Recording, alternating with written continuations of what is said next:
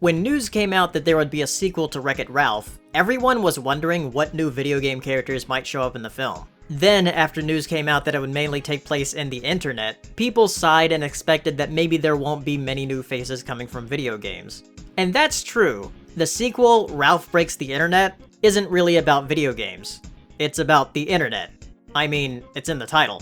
When the trailer came out, people got a little worried. To some, it felt eerily similar to another movie.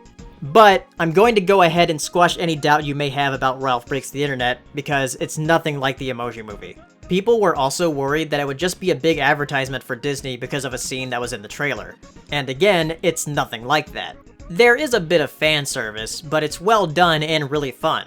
The basic synopsis of this film is that Ralph and Vanellope go to the internet because Sugar Rush is broken and needs a new part. There's not really a lot I want to give away because I was actually pretty surprised by some of the jokes and interactions in the movie, even though I saw all of the trailers. They were pretty smart about that, by the way. The trailers were really just trying to market the movie, so of course they moved around or changed some of the dialogue and scenes for those. I can kind of understand if people were worried about this movie because of the trailers, because I actually hated the trailers for the first Wreck-It Ralph, but it ended up being one of my favorite Disney movies.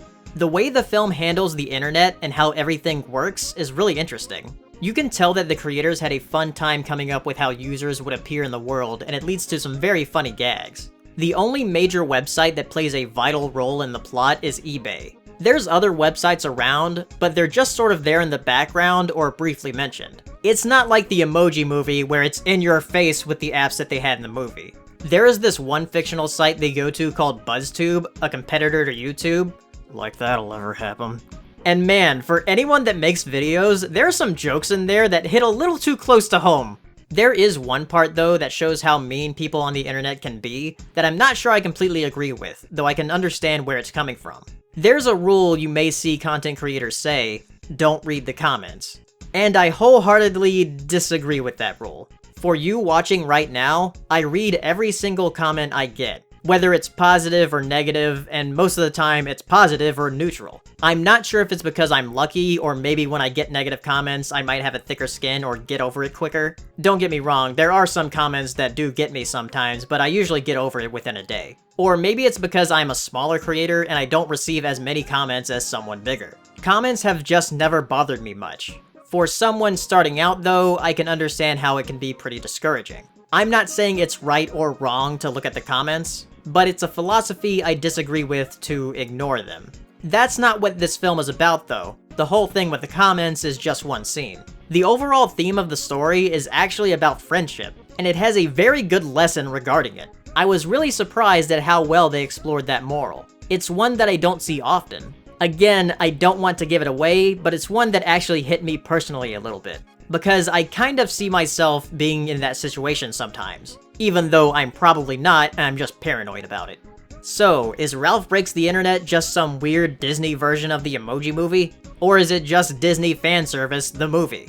No, it's neither of those things. There is a bit of Disney fan service, but it's just enough in my opinion and will make any fan smile wide. It's a really fun adventure through the internet with two video game characters with an excellent moral about friendship. I'm not sure if I like it more or less than the first Wreck-It Ralph, but I would definitely enjoy watching both back to back. So if you have seen Ralph Breaks the Internet, tell me down in the comments, and I'll see you next time. Bye.